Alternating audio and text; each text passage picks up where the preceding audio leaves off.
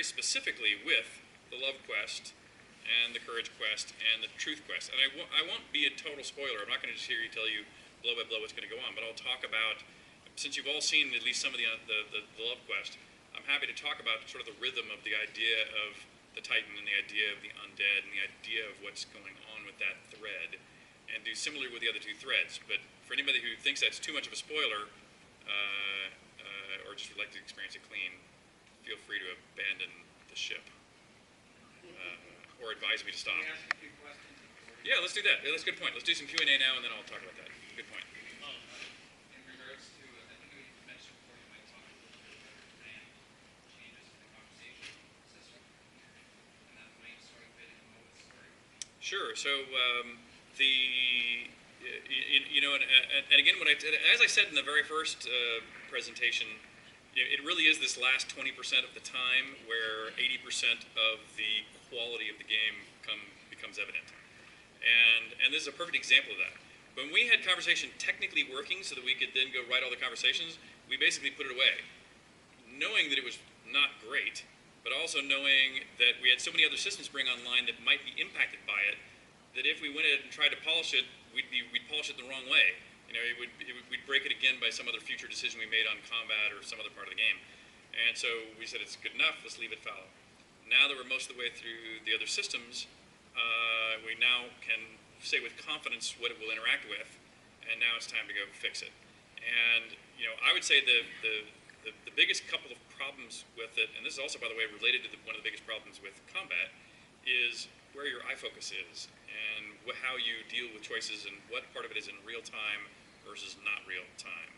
And so, to be talking about conversation in particular, the fact that it happens in your chat window, which could be, a lot of people, I put mine bottom center, which is a relatively easy place to see, but it defaults to the bottom left corner, which I think is a terrible place to go see. I don't like that default, but I'm not winning that battle of moving it yet. But regardless, even if it's where I like it, the fact that it's overlaid with other system messages and other things that's scrolling by means that a lot of people miss it. They don't really understand that it's happening. People have a variety of different feelings about really typing versus being able to click on things. And so what we're doing, this has not been designed, but this is the vector of what is going to be changing next, is we're going to remove conversation from that window and move it instead up into the view place between you and the person you're talking about. So freeing it from that window. And so it will show up as, bubbles or, trap. We haven't decided if there's a bracket, even if there's a window around it, or if it's just free floating. We haven't even just made that level of decision. But we do want it to be more in the path of you and your eye line to the person you're talking with. And we do intend to make it to where all the keywords that for sure are speakable because they've said them and underlined them, those will be available for you to click on. And don't have to worry about scrolling them off. They will all be present. You'll still be able to type something in addition, but all the things that have been clearly indicated to you will be visually present for you to select between. So we think that will make it easier and in sightline, but that's something that's being redesigned right now. And so whether it ends up exactly like that or not, we'll see. So what about the avatars that are here that don't intervene? Such as some of y'all. Well, the carrot lady. I can tell you where people live in my town. Okay, but you don't mean NPC avatars, because the Titans. Well, I'll talk about that later. So the story's about obviously going down the path of inspiration, but clearly there's a difference. Clearly. And how are they going to fall into the story? Will their storylines be altered? So parallel story. So that is fundamental to this story, is what will happen late in the story to those people who choose to live a life of thievery for their whole life in the game. That is a huge part of the story. That is exactly what this story is about. Okay, and then we'll lead into episode 2, obviously, which we're going to continue to play a dominant role. I had a question. Books 2 and 3, are they going to come out? Are they supposed to take place between the 200 years? May have We haven't said, but book 2 and 3 come right after book 1 in time. So they're all times of the Obsidians. But they won't overlap with episode 1. They will not overlap with episode 1. Yeah, they're in the gap. Their backstory to fill in the gap. Okay, question on that matter Yes. as well. So you've got content in episode 1, and we go to Desolace and thing. We learn about those things and the Obsidians through book 1, and we'll learn more things in book 2 and book 3. So how are you making this leap without book 2 and 3 written yet to have an accurate rendition in episode 1 of book 1, 2, and 3 content? Well, because they inform each other back both bidirectionally. So when we wrote Blade of the Avatar, we already had written a bit of the framework for episode 1, and so it was and will remain some back and forth. But let me give a description of the worst case of a problem that might come up. Let's suppose that for whatever reason, Tracy and I decide we forgot that we needed the Lich Mountain Tower of Doom because it makes a really good book story, and it's not on the map. And we just go, well, it is now. I mean, we just go, look, somebody climbed up the hills of the Black Bade Pass, and they discovered a new, hither before unseen keep, and here it is. And so we'll change things both directions. And so I don't personally see a problem with that. We'll be very careful not to do it in a destructive way to what exists in the reality you all are experiencing. So we would never go and say, Brittany doesn't exist. We just wouldn't do that. And but creating new content that even gets built into episode 1, maybe it is revealed later in episode 2. Maybe nobody's found that Lich Mountain yet, and we'll just decide where it is at the beginning of episode 2 and bring it into existence. It was discovered. So I bet see Scotty Jones in action, do Desolace and the Epitaph, and so in book 1, which everybody has access to, they talk about the names of the Obsidians on walls in some places. So for those of us who love to dive into these things and find every runic thing and see if those names are down there, what is the possibility that that level of accuracy would or could be in episode 1? It is. Okay. The names on that wall are readable. They're real. Programmers' names in there and stuff like that. I can't remember what the actual list of all the names are. I'm not sure. We'd have to go back and look. But yeah, all the names scrawled in the deep chamber in the Obsidians are real people. And I can't remember if we source them from as the developers or part of the community backers, Dukes and Lords. I don't remember. But yeah, those are all real names. So yeah, we try to close those loops whenever we can to make it So move. when we see something in the book, we could possibly go find that in the game. Yeah, now very likely, and in fact, here's what's interesting about that too is, the image you were up in the tavern upstairs is showing on the poster they have. It shows the entrance to the falsehood dungeon called what's that place they're going into with water on the other side of the door and the bright door entrance? Artifice. Thank you. That image was drawn by Stephen Donnelly, and when if you think of any book going to movie or translation between any other two mediums, they take artistic liberty and change a fair bit. I mean, because the different mediums require different, have different rules and what's fun or nice or important about them. So I don't have a problem making pretty substantial deviations between a book and the game either. That being said, the team feels much more militant than I do about making them match. And so, I was shocked when Scotty went to the degree of saying, nope, that's what Stephen Donnelly drew, that's what Tracy Hibbing wrote, that's exactly poly for poly what we're building in the game. So, okay. And I'm going like, it'll save us a lot of time if you just sort of simulate it. No, it's got to be exactly the same. And so, so you'll see those be much more the same than, frankly, I would argue for. And the reality crafting is even often beyond my already extreme nature. We argue constantly. She's like, hey, I just finished this page of the comic. And she's like, no, I'm looking for the barrel with it. You just said that. She looked at me. Uh-huh. Yeah, Yes, I will not be offended if you use artistic license for your medium. For episode 1, do you think that they'll be able to go back and polish like the generic bandits, like what they say, or like when you go into a scene with a bandit camp that's pretty pronounced in the scene, will there be more lore? Like I know right now there's like little pieces of paper you can see and things of that nature. Is there? Yes, anything okay. back in- Hallelujah, brother. Okay. Okay, and so this again, this is what happens in this last 20%. Right. And this is why I'm saying if you follow behind me on the love plot, you will see my intention, and then I'd still love to see if I'm meeting that goal.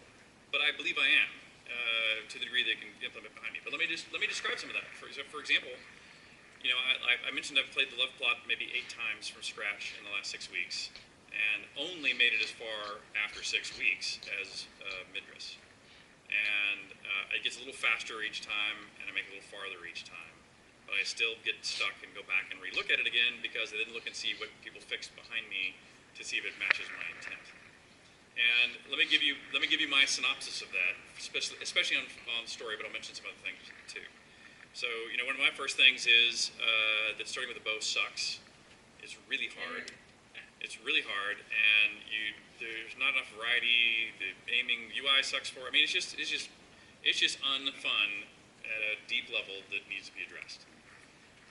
The next problem, once you get over that and or get a sword and learn how to do deck swapping and stuff, you can then begin to make some progress. But you still then find that our level progression of the maps from there through, say, Midris, are not continuously smoothly upward.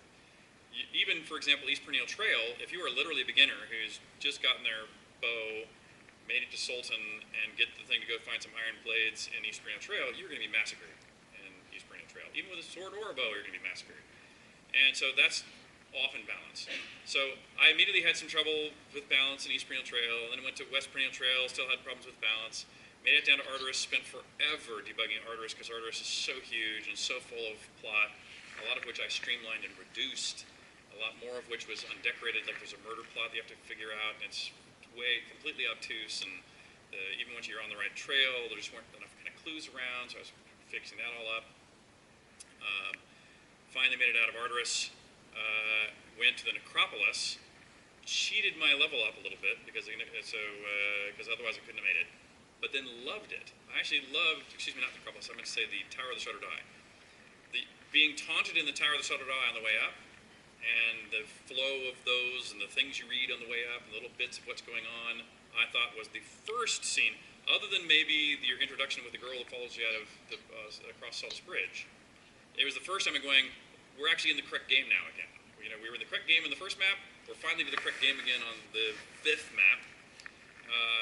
Finish that, have some issues with the treasure giving out at the top. Make it back to Arteris, turn those in, there's some other bugs. Get over with the Spirit Talker to the entrance to the Necropolis. There's some more architectural bugs. But then when I'm going through the Necropolis, again, I'm going, it's a great map, fundamentally. There's lots of bugs. Fundamentally, though, it's a great map. You know, my critiques of it are when you go through it, you get to the room full of these golems, earth golems or something, and water golems, one of those in the middle of it, and you get kind of dogpiled by a big chunk of them. That I think is just too much of a dogpile, and they're too tough. But conversely, when you get near the end, near Thantos, there's some skeletal guards that I could kill with one whack. And so I'm going, it should be the other way around. I mean, it needs to progressively get harder, not progressively get easier. But I liked the structure of it. And then what that made me do is it made me go back now to East Perennial Trail and West Perennial Trail, and this is to give now to finally tell you the answer to what you're just stating. East Perennial Trail has a little hut in it with the key from the smuggler. And otherwise, it has animals through most of it, and a ruins with some skeletons. But those, in my mind, animals can be sort of wandering about more or less individually. But anything either sentient or magical needs to be there with purpose. And in both East and West Perennial Trail has the one with bandits in it, with a bandit camp.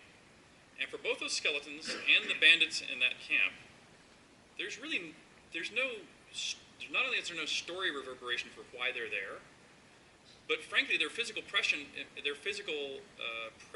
was done with old-fashioned spawning.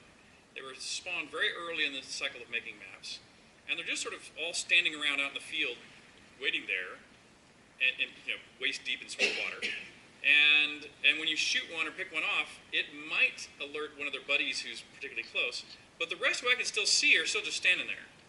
And when you finally get into the bandit camp, you can see some tents and the fires, it's the middle of the camp, but there's not like a leader who's there for a purpose. There's no notes to go, if these guys were raiding the nearby towns, there should be a cache of the stuff they've been raiding. If they're digging up bodies to sell them to the undead lord that we'll meet later in the story, there ought to be orders from him sitting around in here. Instead of just being scattered as a group, they should have if their camp is here, they should have a couple lookout posts behind trees or some little simple thrown together fortifications, and there should be 2 or 3 people together in these little spots to defend the approaches into their facility.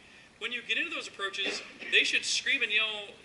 Maybe the outposts are far enough apart they can't hear each other, but one of them should turn around and tail and run back toward the main camp to try to get more. So you better pick him off before he brings more of his friends back. It needs to have a structure, and it needs to unfold as you encounter them, and their presence there has to be given through a conversation, through at least one of them that would have a conversation with you, or written materials, or obvious paraphernalia. Some kind of breadcrumb to get you interested in the lore of the story again. Or Absolutely. keep you interested if you're Absolutely. But by the way, that is not hard to do now. The person who's going to go fix that understands what I just told you. It's written exactly that way in the JIRA. It will take him 1 day to go and take out the old spawners, build a few more fortifications, build up the camp a little bit better, throw down a few books or pieces of paper, or orders or whatever it might be, set up a few people on paths, set up some patrols instead of just hanging around. Is that considered scene polish? For the Scene releases? polish. That That is scene polish. And so every scene, through exact detail, exactly like what I just told you, is exactly what's happening scene by scene for every scene of the game. And none of them are hard, it's just there's a lot of them. Time. But that's what the last 20% is for. We've already thrown it all together in the easiest way to make it at least work. Now we can kind of see the whole picture, and now we're grooming it to really, polish off the rough edges and pump up the concepts that we thought of. We had a lot of these things in mind when we made them, but they're just not apparent when you see it. Make sense? I have a really odd question. Yeah. And I've come into the, I'm 24 hours late for senior moment. They fly on the wrong day. That's Anyway, right. It anyway, works. You're here. My question is, and this is from someone who hasn't really followed the storylines yet, and I'm trying to look at it from someone who might not know anything about the virtues or probably Avatar or Britannia or any of that. Right. I.e. my son, I'm trying to get to play, who's the game son. And how would he or I know that I'm on the path of love? Very I good. asked a question, I have no clue. Yeah, no, I agree. And so I agree with that exact same thing. So that's also in the JIRA pile. Because I feel the same exact moment. So there will be soon two overt reinforcements of that, then a subtle one from the Oracle. There are 2 moments where your being on the love path should be made more evident to you. One is Edvard the Bard, who meets you at the very beginning. He's really the first time. That is when technically you are starting the love path, even though you don't know it has anything to do with love. It's in Arteris where we need to deeply reinforce that that's when you should be learning about the Titan of love, and you should now understand that the principle of love is what this arc is about, and the person you need to see to resolve what is up on this principle is that Titan, and now you are officially, formally on the path of love, and then the Oracle should reinforce it subtly, but it's not there yet. Because the individual quest line pieces are in there, but no, it's effectively never are you told explicitly there is an overarching piece that you are. I thought I was missing something else. Everybody else knows and I'm asking. No, not a stupid question. You are exactly right. Will it only be in launch that we can reset the quest? To go back and experience all So I personally need to reset a lot, and so and I never remember all the dev commands that the programmers and stuff do, and so we're going to build in a reset that is as easy as like a visit to the Oracle. And but what we haven't decided is whether that forgives you for your sins, which I think the answer is no, at least for you, and maybe for me, because I'm testing. Maybe they can pay a tribute to forgive something. I don't know, maybe. Let's see. maybe we'll see. But anyway, but we do need, for sure, we want people, I want you to have fun trying to exercise the plot now and seeing the holes in it and reporting them. But of course, I also want you to be able to wipe it out.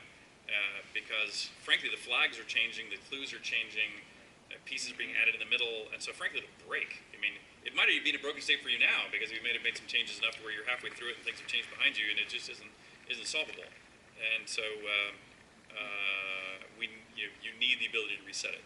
For sure, when we launch episode 1, everybody will be effectively forced reset, potentially. We probably literally have to force everybody to be reset, otherwise flags could be in a condition that it wouldn't work. But what that means other than the status of conversations, whether that affects any deeper, bigger question, don't know.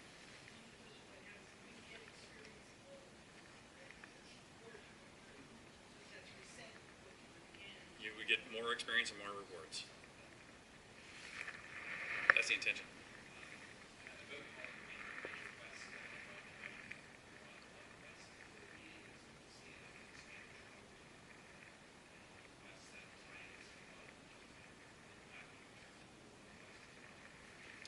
That is not intended. It's theoretically plausible. I'm more trying to make sure that the journal is accurate but minimalistic. And well, the journal, there's two parts of the journal: the task list and the journal. The journal is just a chronology, but the chronology right now has just gaps in it that I'm unhappy with. So. If you read your journal, you should be able to reminisce on your life in the world by reading the journal. But right now, you'll do things like you'll have been in Sultan, and then you're here with Kasi, and you're going like, well, wait a minute, when did I get into? Surely that's not the only thing that's happened in my life since I came here, because I went to the Oracle between then. That for the first time, that ought to be showing up there. And so those are the things I'm also trapping and writing up JIRAs for. Is the first time you enter any ribboned city. It should be a journal entry. After you're going back, then you can say, I went to see Stanley and Sultan again, and you already know where that is. But the first time you enter a named NPC-run city, we want that to be a journal entry, et cetera, et cetera. I mean, there's many more like that I've been writing up and putting in to make sure the journal reads chronologically in an interesting way. The task list is really the bigger question. And it's my hope and intention that the task list, if you're following the stories at all, it should never be very long. Like right now, we have, there's one place in Arteris where if you're tracking down the murder that's happening in Arteris, you can get a stack of basically identical clues that sort of fills your task list in a fairly ugly, blocky, big way. It just kind of dominates. And so I've already been trying to figure out how to streamline that. If it's redundant, cull it out, or if it's and in this case, I think we've culled it a little bit. It's still, right now, there's 2 or 3 parents whose children have been murdered, which is a theme for me.